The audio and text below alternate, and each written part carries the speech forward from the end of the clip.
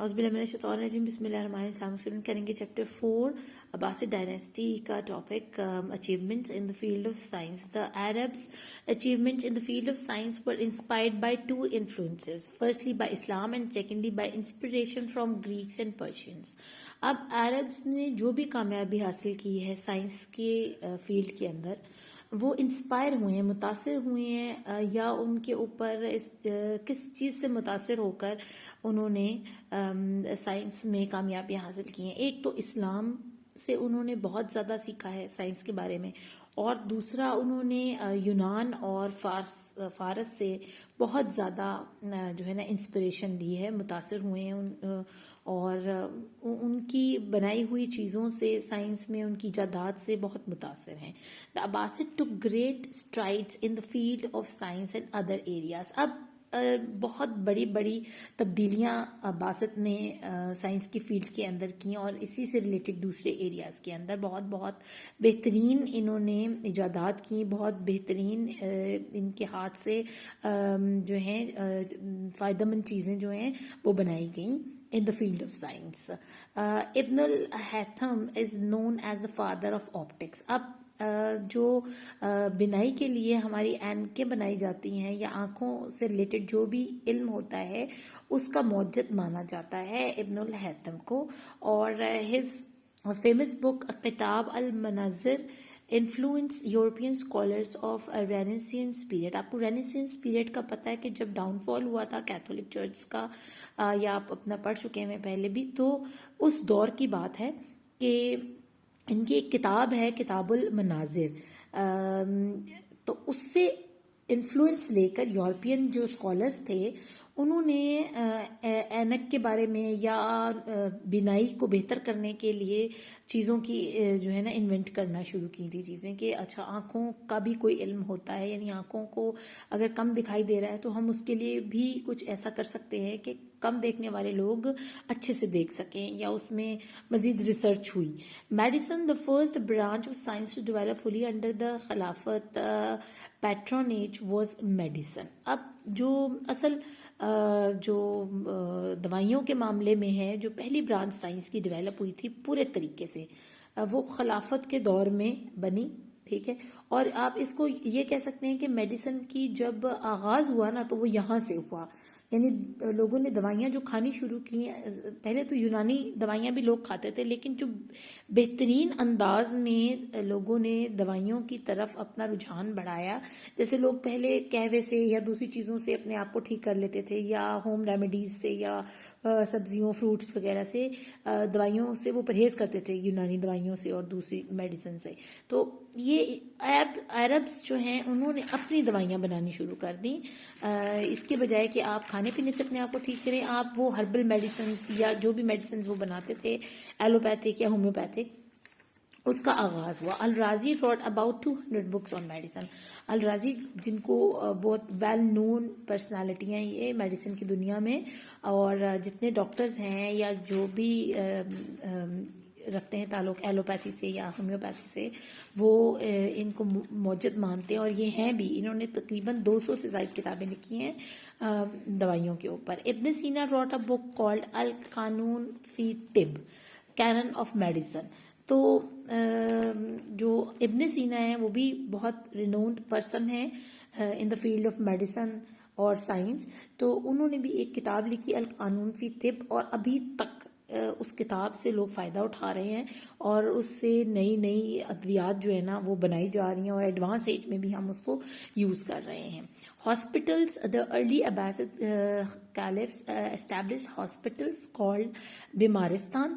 اب عباسد جو ڈائنیسٹی تھی اس میں فرسٹ ٹائم ہسپتالوں کا ایک تصور پیش کیا گیا، اور ہسپتال بنائے گئے جن کو بیمارستان کہا جاتا تھا. یعنی لوگ پہلے اگر بیمار ہوتے تھے تو ان کو حکماں اور ڈاکٹر ان کے گھر دیکھنے جایا کرتے تھے، اور ان کو وہیں اپنے گھروں میں ہی ادویات دی جاتی تھی. لیکن جب ہسپتال جو ہے انہوں نے اسٹیبلش کر لیا عباسد ڈائنیسٹی میں، تو اب بیماروں کو گھر کی بجائے ان ہسپتالوں میں منتقل کر دیا جاتا تھا جن کو بیمارستان کہا جاتا تھا. یعنی اب لوگ اپنے بیماروں کو لے کر ہسپتال جانا شروع ہو گئے تھے. یعنی ان کو سمجھ آئی تھی کہ اب بیمار کو گھر میں نہیں رکھنا، اس کو اچھی اس کی ٹریٹمنٹ ٹریٹمنٹ کے لیے ہاسپٹل منتقل کرنا ضروری ہے.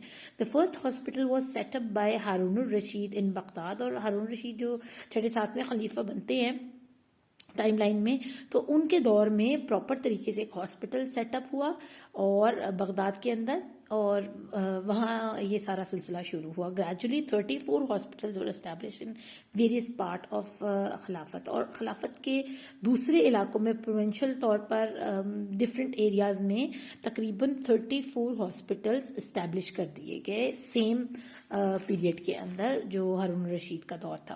الکیمی اور medieval chemistry, the Arabs were the originators of the modern science of chemistry which they called alchemia, from which the word alchemy and chemistry are derived. اب کیمسٹری یا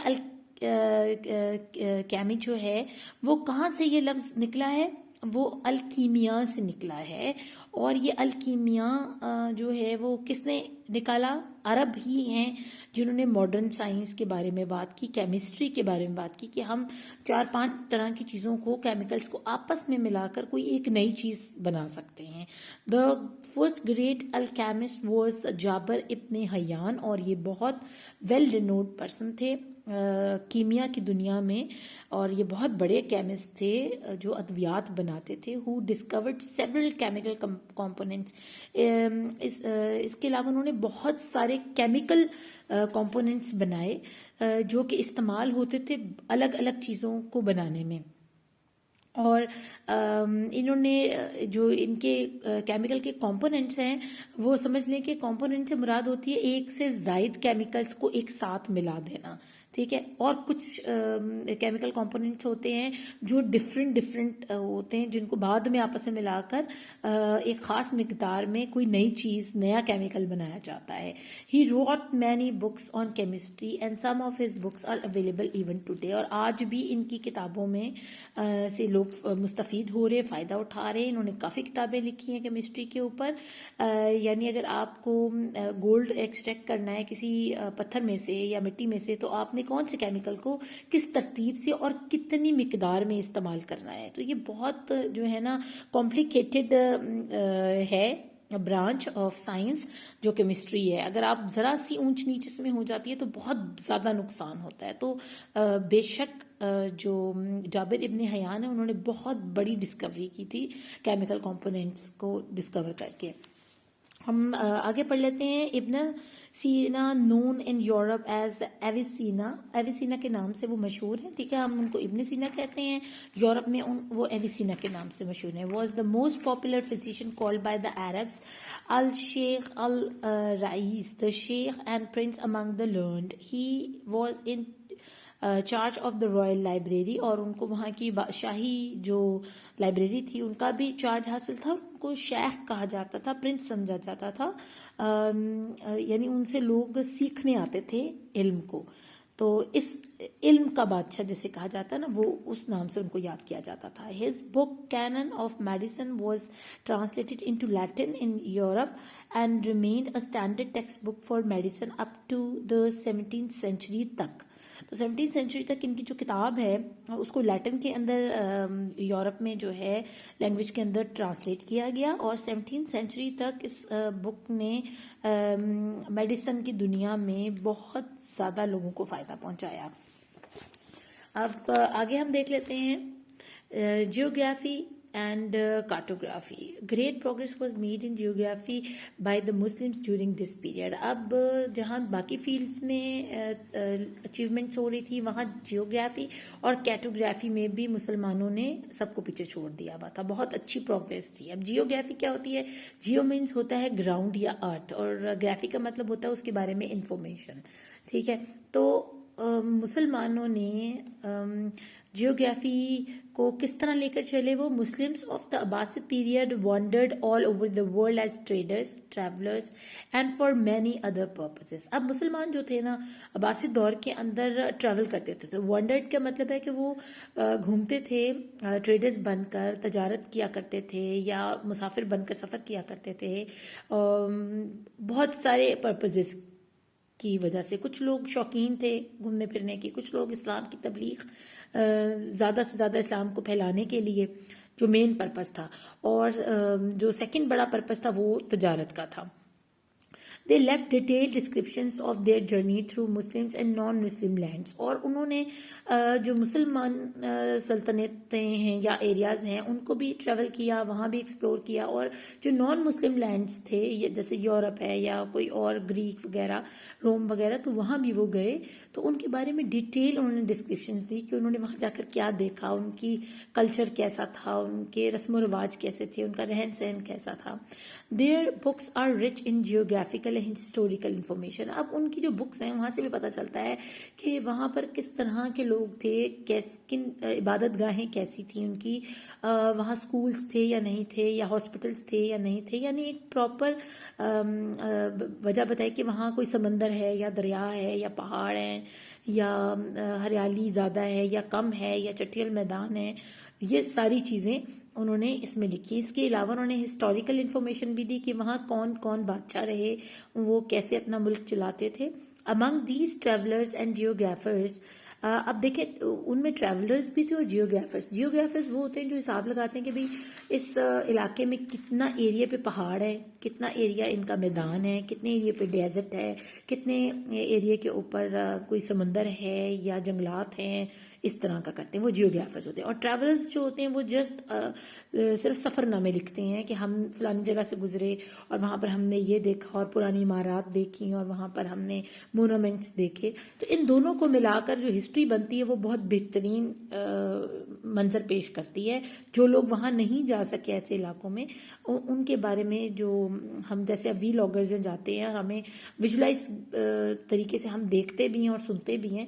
تو اس وقت لوگ دوسرے علاقوں کے بارے میں جہاں وہ ٹریول نہیں کر سکتے تھے ان کے بارے میں ان کی کتابوں میں پڑھ کر جانا کرتے تھے. وزی Al-Yaqubi was known as the father of Muslim geography. اب مسلم جیوگرافی کے جو فادر ہیں وہ کون ہیں؟ وزی الیعقوبی کو مانا جاتا ہے. ہی راٹ کتاب البلدان، بکس آف کنٹریز. اب انہوں نے جتنی کنٹریز میں ٹریول کیا اس ایک کتاب کے اندر انہوں نے محفوظ کر دیا اپنی اس ٹریول ہسٹری کو. Another great Muslim geographer was Muhammad bin Musa al-Khwarizmi who wrote the book called سورۃ الارض, the shape of the earth. He was also a famous mathematician during that time. اب جو موسیٰ الخوارزمی تھے انہوں نے ایک کتاب لکھی، ٹھیک ہے، محمد بن موسیٰ الخوارزمی، اور اس کتاب کا نام تھا سورۃ الارض، یعنی ارتھ کی شیپ کیا ہے، شکل کیا ہے. اور وہ ایک بہت مشہور ریاضی دان بھی تھے، میتھمیٹیشین تھے اپنے دور کے. اسٹرانومی، اب Muslims made great progress in the science of astronomy. اب علم نجوم فلکیات میں اور ستاروں کے علم میں، اوپر آسمان کے اور اسپیس کے علم کا جو ہے وہ بھی مسلم جو ہمارے عرب مسلمز تھے انہوں نے بہت پروگریس کی سائنس کی اس برانچ کے اندر بھی، کیونکہ astronomy is one of the branch of science. They made many discoveries in astronomy and their studies were based on practical observations of the movement of heavenly bodies. اب آسمان میں space کے اندر move کرنے والی جو بھی چیز ہے، وہ سیارے ہیں، ستارے ہیں، ان کو ہم ہیونلی باڈیز کہتے ہیں. تو کس طرح موومنٹ ہے ان کی، اس کو پریکٹیکلی آبزرو کیا، انہوں نے اسٹڈی کیا اور پریکٹیکلی آبزرو کیا. اور ڈسکوری جو ہے نا بہت ساری اسٹرانومی کی جو پہلے لوگ نہیں جانتے تھے اسپیس کے بارے میں، انہوں نے وہ پرووائڈ کی. For this purpose observations were set up by the caliphs and sultans دا تھاٹ آؤٹ دا عباسد خلافت. اب اس پرپز کے لیے جو ہے نا آبزرویشن سیٹ اپ کی گئی کس دور میں؟ اسی عباسد ڈائنیسٹی میں. اور اس کا حصہ زیادہ تر سلطان اور وہاں کے جو خلیفہ تھے انہوں نے بہت ہیلپ آؤٹ کیا ان کو اس معاملے میں. دا فرسٹ آبزرویٹری کالڈ رصد. اب انہوں نے باقاعدہ ان کو ایک آبزرویٹری بنا کر دی جہاں سے وہ سیاروں ستاروں کا جو ہے نا تجزیہ کیا کرتے تھے، اس کے بارے میں آبزرو کیا کرتے تھے. اور اس آبزرویٹری جو ہے اس کا نام تھا رصد. آپ نے بھی دیکھا ہوگا کہ جب ہم ٹیلیسکوپ کے ذریعے آسمان میں دیکھتے تو اس طرح کی رصد گاہیں بنی ہوتی ہیں. یہاں سے وہ فریم ہٹتا ہے اور نیچے اس کے جو ہے نا یہاں پر بہت بڑی ٹیلیسکوپ ہوتی ہے جو جا کے ایک آدمی یہاں بیٹھا ہوتا ہے، ٹھیک ہے، اور وہ دیکھ رہا ہوتا ہے یہاں سے باہر کی طرف. تو اس ٹائپ کی رصد گاہیں، یہ تو بہت ایڈوانس ہے. میں اس وقت دور میں بھی اس ٹائپ کی کچھ بنا کے انہوں نے دی ہوگی، جو کہ وہاں کے گورنمنٹ تھی ان کا بہت انٹرسٹ تھا اس چیز کے اندر. Was established by Al-Mamun in Baghdad. اور المامون جو تھے ہمارے خلیفہ اس دور کے عباسی ڈائنیسٹی کے, انہوں نے بغداد میں یہ بنا کر دی تھی ایز پارٹ آف ہز بیت الحکمہ. اور وہ جو بیت الحکمہ تھا, وہ جو لائبریری تھی, اس کا حصہ تھی یہ رصد گاہ بھی. یعنی جنہوں نے علم حاصل کرنا ہے اسٹرانومی کا, انہوں نے سبجیکٹ رکھا ہوا, جن کو انٹرسٹ ہے اس میں, تو وہ وہاں بیٹھ کر اس کے بارے میں جو ہے نا معلومات حاصل کر سکتے تھے, یا آبزرو کر سکتے تھے, یا ریسرچ کر سکتے تھے. The instrument invented during that time were the astrolabe, quadrant, dial and globe. اور یہ ساری چیزیں جو ہے نا, astro, quadrant, dial and globe جو ہے نا, انہی کے دور میں یہ انسٹرومنٹ انوینٹ ہوئے ٹو آبزرو دا اسٹرانومی میں جو جدت لانے کے لیے. اب دیکھیں, astrolabe was invented by the Abbasids. یہ ایسٹرولوب ہے, ٹھیک ہے, اور یہ استعمال کیا جاتا تھا for the knowing the directions, اور پتہ چلتا تھا اس سے دن اور رات کی تبدیلی کا. ٹھیک ہے, بہت سارے کام لیے جاتے تھے اس ایسٹرولوب کے ذریعے. اسپیس میں یہ جو آپ دیکھ رہے ہیں نا یہاں پر, یہ لائنیں لگی ہوئی دیکھیں, یہاں پر دیکھیں, تو یہ ڈسٹینس ہر سیارے کا ستارے سے کتنا ڈسٹینس ہے وہ. اور یہاں پر آپ کو دیکھیں یہ چاند کی نظر آ رہی ہیں. آپ پڑھ لیتے ہیں culture, society and architecture. The age of the Abbasids was the period of the highest evolution and greatest development of Islamic society, thought and culture. اب کیا تھا کہ ہائیسٹ ایولیوشن ہو رہی تھی, بہتری آ رہی تھی بہت طرح کی چیزوں میں, ان کی سوسائٹی میں, ان کے سوچ میں, ان کے کلچر کے اندر عباسد ڈائنیسٹی کے دوران. ٹھیک ہے نا, اور اپنی ہائٹ پر تھی کہ ایسی تبدیلی, بہترین تبدیلی اور اچھی پازیٹیو تبدیلی آ رہی تھی. The Arab society was comprised of several sections and classes of people. بے شک یہ ڈیوائڈ ہوئی ہوئی تھی انٹو سیورل سیکشنز اور کلاس آف پیپل. یعنی اس سوسائٹی میں امیر, غریب اور عمرا کا طبقہ یہ سب تھا. however فیوڈل ایرسٹوکریسی بھی تھی وہاں پر, یعنی ایک جاگیردارانہ نظام جو آج بھی آپ دیکھ سکتے ہیں سندھ کے اندر ہے, کہ وہاں پر جاگیردار ہیں اور وہاں وڈیرے ہیں. تو وہ فیوڈل سسٹم جو ہے نا, عباسی سوسائٹی کا ایک سمجھ لیں کہ چاند میں ایک دھبا ہوتا ہے نا چاند کی خوبصورتی کو خراب کرنے کے لیے, تو یہ تھا اس کے اندر, جو ہم ایک خرابی کہیں گے کہ وہاں پر جاگیردارانہ نظام جو تھا نا وہ بڑا پیک پہ تھا. یعنی وہاں کے جو عمرا تھے, جو نوبل لوگ تھے, یعنی جو شاہی خاندان سے تعلق رکھنے والے تھے, ان کا بڑا وہاں پر نا بات چلا کرتی تھی اور ان کا بڑا روب دبدبا تھا. دا عباسد کیلس ور گریٹ بلڈرز. جو عباسد خلیفہ تھے وہ بہت بہترین جو ہے نا تعمیرات کرنے والے تھے. They commission the construction of palace, mosques, madrasas and other public buildings in Baghdad and elsewhere. اب انہوں نے کیا کیا تھا کہ بہت سی بہترین جو ہے نا محل اور مساجد, مدرسے اور دوسری پبلک بلڈنگز جو کہ آفیشیلی یوز کی جاتی تھیں, ان کی تعمیرات کرنی شروع کی بغداد کے اندر اور بغداد سے باہر, جہاں جہاں ان کی سلطنت پھیلی ہوئی تھی. اور اس میں آپ یہاں دیکھ سکتے ہیں the great mosque of Kairouan of the Abbasid era, یا باسط ایرا کے دور کی مسجد, اور دیکھیں کتنی بہترین اس کی جو ہے نا کنسٹرکشن ہے. تو بہت بہترین وہ بلڈرز تھے, یہ آپ نے اچھے سے یاد رکھنی ہے بات. اب آگے ہم چلتے ہیں, ہم نے اچیومنٹس کو بہترین طریقے سے پڑھ لیا ہے. اب ہمارا لاسٹ جو ٹاپک رہ گیا ہے وہ ہے reason for the decline of the great Abbasid caliph. اور this is the most important topic جو آپ سے کوشچن کیے جائیں گے through M C Qs, through short questions answers and long questions. تو یہ آپ نے بہت اچھے سے یاد کرنا ہے کہ ریزن کیا تھا ڈکلائن کا عباسد خلافت کا. تو the following are main reasons for the decline of the Abbasid Khilafat. وہ یہ ہیں: due to the inefficiency of the central government at Baghdad, several autonomous dynasties gained control in areas within the Abbasid Khilafat. اب کیا ہوا کہ جو central government تھی نا, وہ اچھے سے کام نہیں کر رہی تھی، جس کی وجہ سے کیا ہوا کہ آٹونومس ڈائنیسٹیز جو ہے نا، چھوٹی چھوٹی سلطنتیں، چھوٹے چھوٹے جو امرات، انہوں نے اپنی اپنی ریاستیں، اپنی اپنی چھوٹی چھوٹی اسٹیٹس بنانا شروع کر دی عباسد خلافت کے اندر ہی، ان ایریاز کے اندر. یعنی انہوں نے کہا جی ادھر سے لے کے ادھر ہمارا ایریا ہے، ادھر سے لے کے ادھر ہمارا ایریا ہے. تو یعنی جن کے پاس زیادہ پیسے ہوتے تھے نا، وہ اب اس ایریا کی حد بندی کر کے کہتے تھے جی یہ ہمارا ایریا ہے اور ہم اس میں ہمارا حکم چلے گا. تو وہ آہستہ آہستہ ڈیوائڈ ہوتا جا رہا تھا بغداد.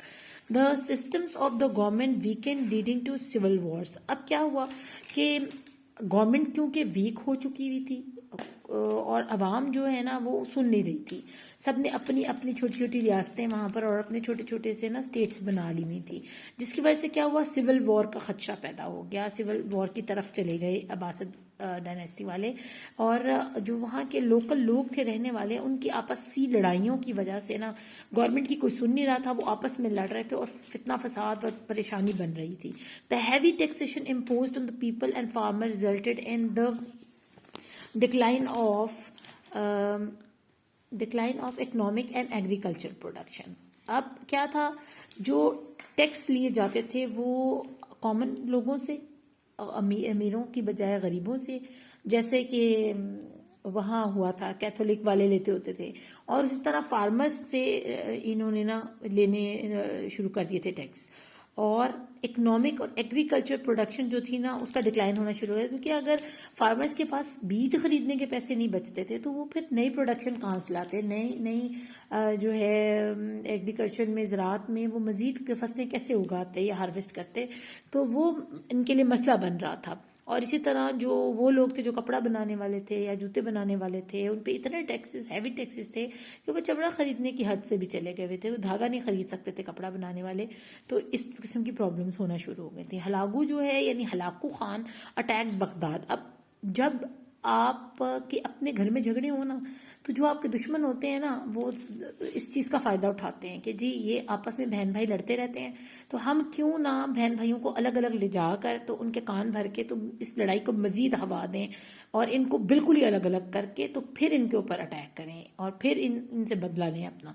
تو اسی طرح ہوا کہ جب مسلمانوں نے بغداد کے اندر اپنی اپنی چھوٹی چھوٹی ریاستیں بنا لیں اور آپس میں تکرار اور آپس میں ایک دوسرے پہ تنقید اور ایک دوسرے سے لڑائی جھگڑا اور ایک دوسرے اوپر جانے کی دوڑ لگ گئی، تو اس میں کیا ہوا، جو ہلاکو خان تھا جس نے بہت سارے لوگوں کو قتل کیا ہے، بہت ظالم انسان تھا وہ، تو وہ اپنی فوج لے کے بغداد کے اوپر اس نے اٹیک کر دیا. The siege of Baghdad by Mongols continued for many days. اب اس نے کیا کیا، جو محاصرہ کر لیا، یعنی اس نے پورے بغداد کو ایسے گھیرا ڈال دیا، اپنی فوج کو چاروں طرف اس کے بٹھا دیا اور بڑے دنوں کے لیے بٹھا دیا. یعنی بغداد کی اس سٹی میں سے جو کہ اس طرح راؤنڈ تھی اور اس کے 4 گیٹ تھے، ایسے میں نے آپ کو دکھائے نا پکچر میں ہے، ٹھیک ہے، چاروں گیٹوں کے اوپر جو ہے نا محاصرہ ہوا ہوا تھا اور کوئی بندہ ادھر سے باہر نہیں جا سکتا تھا شہر سے، اور نہ شہر کے اندر جا سکتا تھا بہت دنوں کے لیے.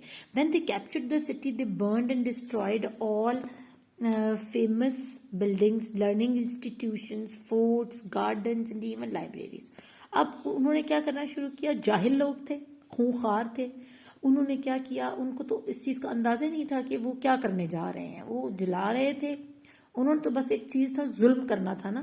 تو انہوں نے سٹی کو کیپچر کیا اور اس کے اندر جتنی بہترین بلڈنگز بنائی گئی تھیں اور لرننگ انسٹیٹیوشنز تھے اور وہاں قلعے تھے اور وہاں کے خوبصورت باغات تھے، ایون کہ لائبریریز جہاں کتابیں تھیں، سب کو تباہ کرنا شروع کر دیا، آگ لگانی شروع کر دی، ڈسٹروائے کر دیا. The Mongols killed the men women and children. نہ صرف یہ کہ انہوں نے سارے جتنی جو وہاں انفراسٹرکچر ہے اس کو نقصان پہنچایا، بلکہ وہاں کے رہنے والے لوگوں کو بھی قتل کیا ظالمانہ طور پر. Baghdad which was famous for the its grandeur. جو بغداد اپنی خوبصورتی اور اپنی نفاست کی وجہ سے فیمس تھا اور اپنی صفائی کی وجہ سے اور اپنے اعلیٰ بلڈنگز کی وجہ سے، خوبصورت اور مہنگی عمارات کی وجہ سے، اور لرننگ ہب تھا ماڈرن دور کا، ماڈرن ایجوکیشن کا اور اسلامک آرکیٹیکچر کا اب کمپلیٹلی کیا ہو چکا تھا، روئنڈ ہو چکا تھا،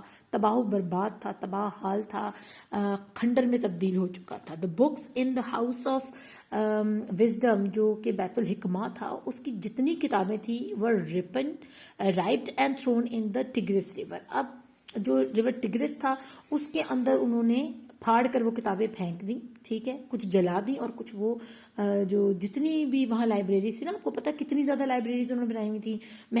محل میں بھی لائبریریز ہوتی تھیں، عمرہ کے گھروں میں بھی لائبریریز ہوتی تھیں، مساجد کے ساتھ بھی لائبریریز ہوتی تھیں، بیت الحکمہ، ہاسپٹل، جہاں جہاں جو بلڈنگ ہوتی تھی وہاں لائبریری ضرور ہوتی تھی. تو اتنی وہاں کتابوں کی جو تھی نا کلیکشن تھی کہ جو ٹگرس ریور تھا نا اس کے اندر انہوں نے جب وہ پھاڑ کر پھینکی تو پورے ریور کا جو پانی ہے نا اس کی انک سے کالا ہو گیا تھا. اب آپ خود اندازہ کر سکتے ہیں کہ اتنا بڑا دریا جس میں اتنی کتابیں ڈالی گئیں، وہ کیا حد ہوگی ان کتابوں کی. اور وہ اتنی امپورٹنٹ بکس تھیں جو آپ کو پتا ہے ٹرانسلیٹ کی گئی تھیں، کہاں کہاں سے لوگوں کو بلوایا گیا تھا، کہاں کہاں کی وہ کتابیں تھیں، کہاں کہاں سے وہ نالج اکٹھا ہوا تھا ایک جگہ پر، اور 100 سال لگے تھے ان کتابوں کو محفوظ کرنے میں. وہ انہوں نے ایک جھٹکے میں جو ہے نا تباہ کر دیں، اور بالکل سمجھ لیں کہ ماڈرن لائف سے وہ بالکل ایسی زندگی میں آ گئے کہ جو سٹون ایج ہوتی ہے نا وہ اس میں چلے گئے. دا 37th اینڈ لاسٹ خلیفہ جو ہے وہ متعصم ہے عباسد ڈائنیسٹی کے. آپ کو میں نے بتایا تھا کہ 36 خلیفہ آئے، اور جو 37th خلیفہ آئے نا وہ لاسٹ تھے. واز اسیسینیٹڈ، ان کو قتل کر دیا گیا 1258 by the Mongols, and this mark the end of the Abbasid خلافت. اور اب منگولوں نے بغداد کے اوپر کنٹرول لے لیا، اور آخری خلیفہ جو تھے عباسد ڈائنیسٹی کے ان کو قتل کر دیا گیا تھا. تقریباً 1258 کی بات ہے، 1258 کی اگر ہم عیسوی کا سال دیکھیں. تو اس طرح ڈکلائن ہوا، اور آپ کو سمجھ آگے ہوگی ان سارے ٹاپکس کی، اور خاص کر کے ان ریزنز کی، جو میں نے اپنی کوشش کی ہے کہ آپ کو بہترین طریقے سے سمجھا سکوں. کہ اور یہ جو ٹگرس ہے دریا، اس کو دجلہ کہتے ہیں، دریائے دجلہ، ٹھیک ہے نا. اور یہاں میں ایک اور انفارمیشن آپ کو دینا چاہوں گی کہ آپ صلی اللہ علیہ وسلم کی ایک حدیث پاک ہے کہ دریائے دجلہ میں ایک وقت آئے گا کہ دریائے دجلہ کا پانی نیچے بیٹھ جائے گا، اور وہاں سے ایک سونے کا جو ہے نا شہر نمودار ہوگا. واللہ عالم، اللہ پاک بہتر جانتا ہے کہ یہ وقت کب آئے گا، لیکن کیونکہ آپ صلی اللہ علیہ وسلم نے فرمایا ہے تو یقیناً ایسا ہوگا. اور یہ وہی دریائے دجلہ ہے، ٹگرس ریور ہے، جس میں وہ خوبصورت اور وہ قیمتی کتابوں کو جو ہے نا دریا برد کر دیا گیا تھا. تو اللہ پاک سے دعا یہی ہے کہ اللہ پاک مسلمانوں کو جہاں کہیں بھی ہیں ان پر رحم فرمائے، اور ان کے گناہوں کو معاف فرمائے، اور اللہ پاک پاکستان کو بھی ترقی دے اور خوشحالی دے. کیونکہ اس وقت ہمارے جو ڈکلائن کی طرف ہم جا رہے ہیں نا، ہمارا بھی یہی حال ہے اس وقت جو عباسد خلافت کا تھا نا. یعنی ہم ایک دوسرے کی پارٹیز بنا کر ایک دوسرے کو بس نیچے دکھانے کے چکر میں ہیں، اور ہر گھر میں لڑائی، اور ایک گھر میں دو لوگ کٹھے نہیں بیٹھ رہے، کوئی کسی لیڈر کی طرف ہے، کوئی کسی، یعنی گھر گھر میں یہ لڑائی پہنچ چکی ہوئی ہے. اور یہی وجہ بنے گی ہمارے ڈکلائن کی. اللہ ہمیں بچائے اس واقعے کو رونما ہونے سے پہلے ہمیں سمجھ آ جائے. اللہ آپ سب کا حامی و ناصر، اپنا خوب خیال رکھیے گا. اللہ نگہبان.